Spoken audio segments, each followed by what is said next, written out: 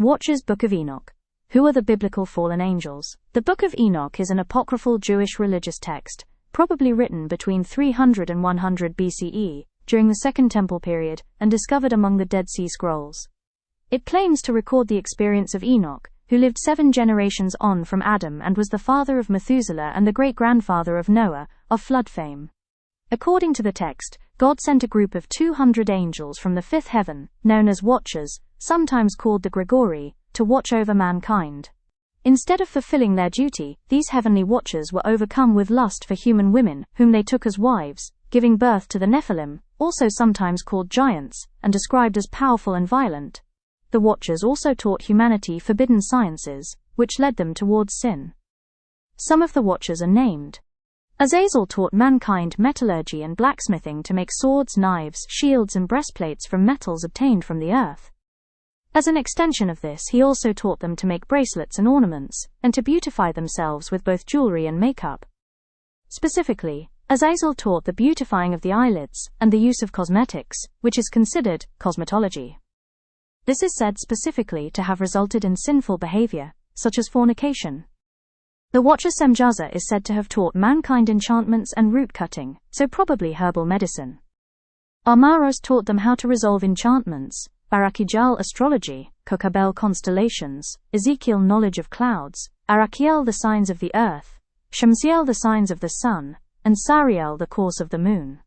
The watchers descended to earth during the days of Jared, the father of Enoch, and gathered on Mount Hermon, where they swore oaths, and began their rebellion.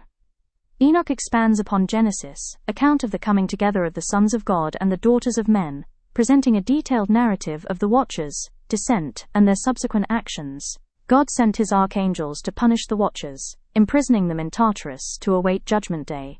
The good man Enoch initially tries to defend the watchers, unaware of the full extent of their crimes. This is revealed to him by Archangel Uriel, who also instructs him about the heavenly bodies and their movements, and Archangel Raphael, who shows him where the souls of human beings go after death. God is described as descending to earth with his archangels Michael, Uriel, Raphael and Gabriel, to Mount Sinai, from where he passed judgment.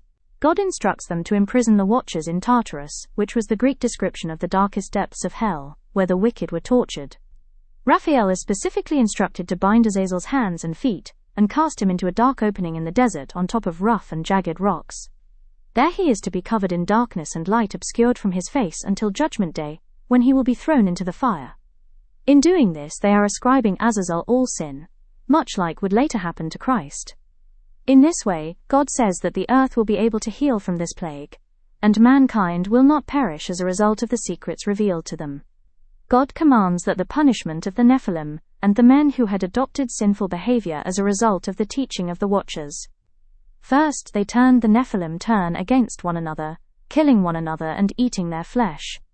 Then, God sends a flood, Noah's flood, to deal with the rest. Uriel was sent to warn Noah. He commands Michael to bind Semjaza and his associates, so that they can see their sons slaying one another, as they are bound under the earth for 70 generations until Judgment Day. At that time they will also be condemned to the abyss of fire and eternal torment.